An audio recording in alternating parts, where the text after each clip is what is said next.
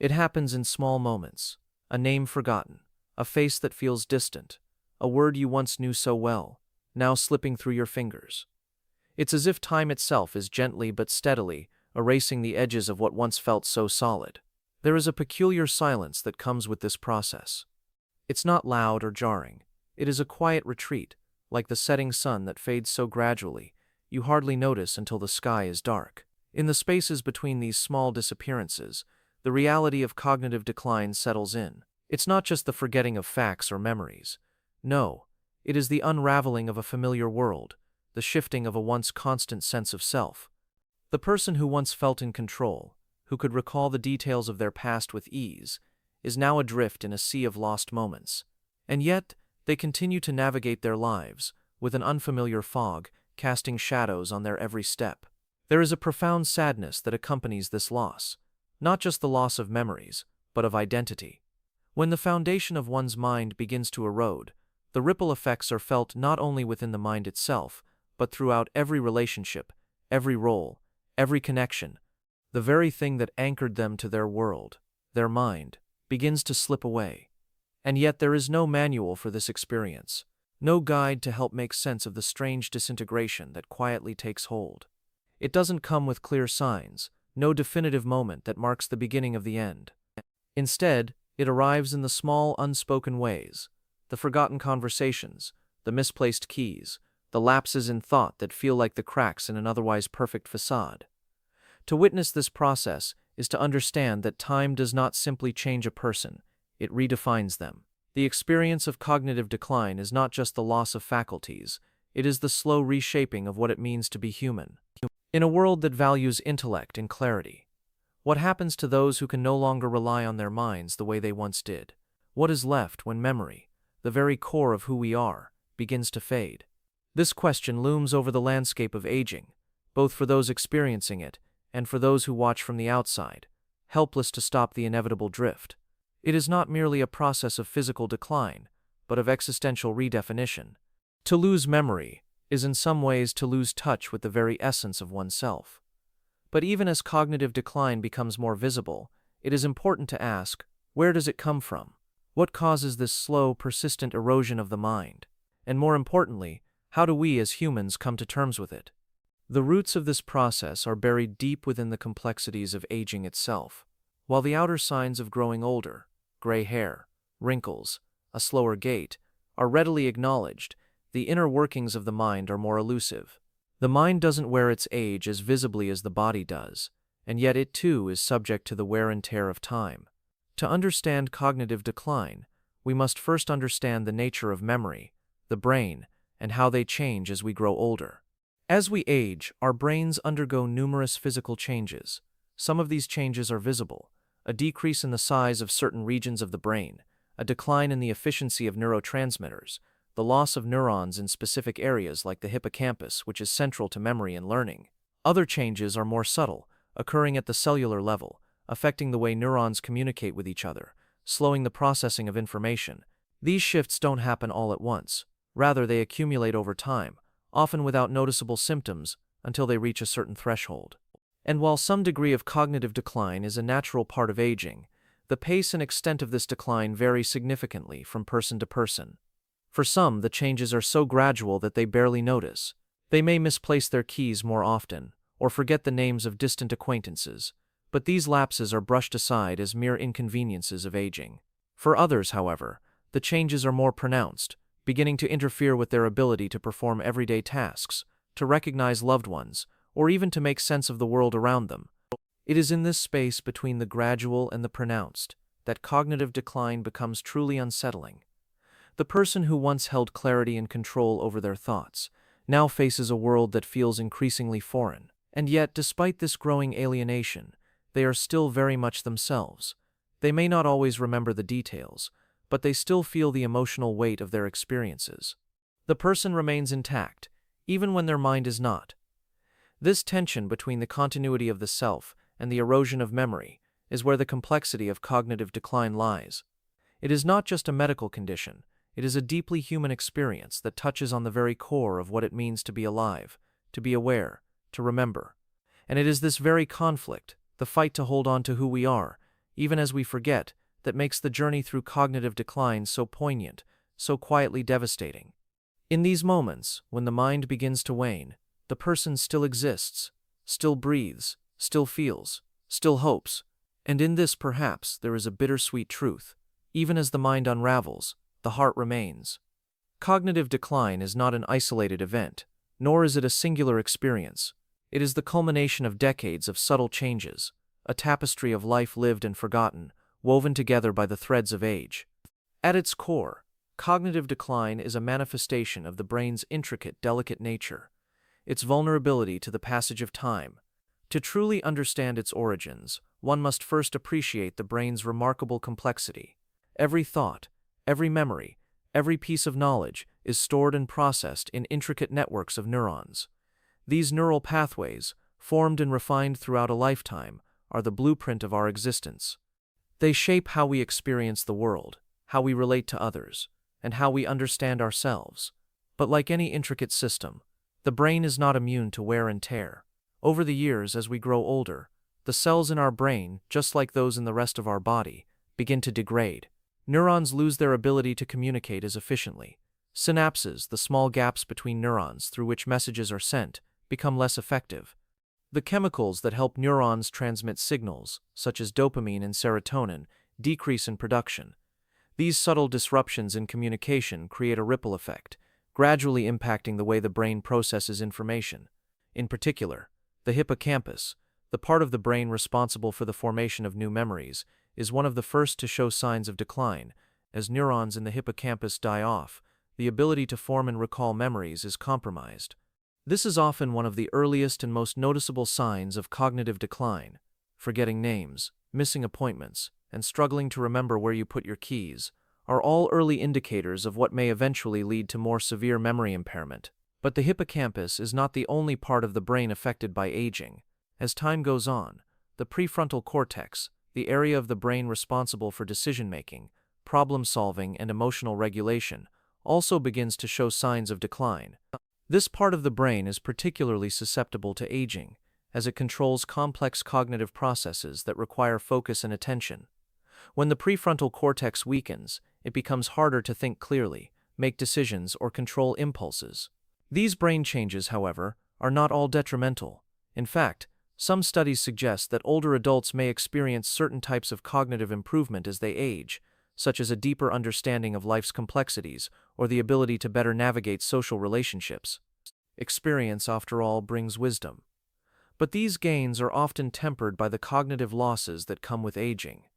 It is this delicate balance between the wisdom of age and the decline of cognitive function that shapes the experience of growing older.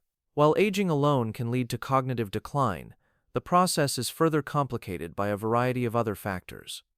Genetics play a significant role in how one's brain ages. Some individuals may have a genetic predisposition that makes them more vulnerable to cognitive decline. For example, the presence of the APOE4 gene is linked to an increased risk of Alzheimer's disease, a condition that accelerates the process of cognitive decline. Those with this gene may experience more rapid memory loss and cognitive deterioration than those without it. But genetics is not the sole determinant. Lifestyle factors also have a profound impact on the aging brain. Diet, exercise, sleep, and mental stimulation can all influence the rate at which cognitive decline occurs. A diet rich in antioxidants, healthy fats, and vitamins can help protect the brain from damage, while regular physical activity can improve blood flow to the brain, encouraging the growth of new neurons. Sleep, too, plays a crucial role in cognitive health, as it is during rest that the brain consolidates memories and clears out toxins that accumulate during the day. Mental stimulation is another vital factor in maintaining cognitive function. Engaging in activities that challenge the brain, such as reading, learning new skills, or playing musical instruments, can help preserve memory and cognitive abilities. Just as muscles weaken without use, so too does the brain when it is not regularly exercised. But even with all these positive habits in place, there is no foolproof way to prevent cognitive decline entirely. The brain, like any organ, is subject to the inevitable forces of aging.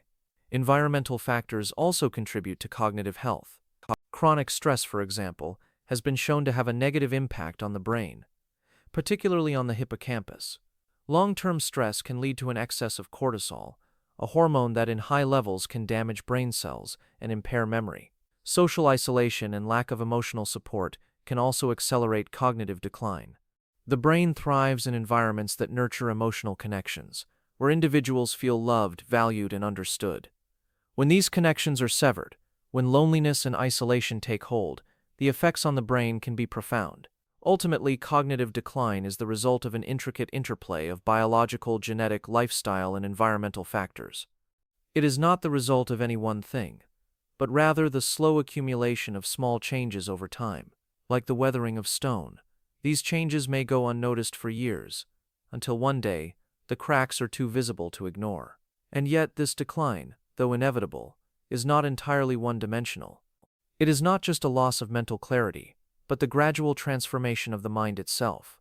As the mind loses its grasp on the past, it also learns to live differently in the present. The fading of memory, in some ways, creates space for new experiences, new connections, and new ways of seeing the world. For every memory lost, there is the potential for new emotional understanding, for deeper connections with the present moment. It is important to remember that cognitive decline does not diminish the essence of a person. Even as memory fades, the heart continues to beat, the soul continues to feel. It is not the end of a story, but a shift in the narrative, a transition from what was to what is now. And in that shift, there is beauty, there is grace, and there is always the potential for the mind, even in its decline, to find new paths, new rhythms, and new ways to connect with the world. The journey through cognitive decline is both deeply personal and scientifically intricate. To understand this process, we must venture beyond the surface of everyday forgetfulness and explore the underlying mechanisms that govern the mind's gradual fading. What exactly happens inside the brain when memory begins to slip away, when thinking becomes clouded, and when clarity of thought is no longer taken for granted?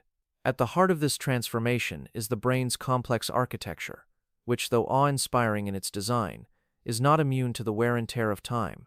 As the brain ages, the neurons responsible for communication between different regions begin to break down. The synapses, tiny, delicate connections that transmit electrical signals between neurons, become weaker, and over time, less efficient. It is these synapses that allow for the processing of information, the creation of memories, and the very fabric of thought itself. But this breakdown is not a sudden rupture. It is more like a slow erosion, occurring gradually over many years. The initial changes are subtle, minor lapses in memory, a slight delay in processing information. These changes, though unsettling, often go unnoticed at first. But as time progresses, the effects become more pronounced. Neural connections weaken further, and cognitive abilities, once sharp and reliable, begin to dull. Perhaps the most significant factor in this decline is the gradual atrophy of the hippocampus, the area of the brain most closely associated with memory formation. The hippocampus is responsible for consolidating new memories, transforming fleeting moments into long-term recollections. As neurons in this region die off or lose their ability to communicate effectively, the capacity to store and retrieve memories diminishes. The person begins to forget names, places, and events that once felt vivid and concrete. What was once an immediate recall of the past becomes a distant echo, a faint trace of a memory slipping away. Yet the hippocampus is not alone in its decline. The prefrontal cortex, the brain region responsible for higher cognitive functions such as decision-making, problem-solving, and emotional regulation, also undergoes significant changes with age. This area of the brain is involved in managing complex thoughts, focusing attention, and inhibiting impulsive behavior.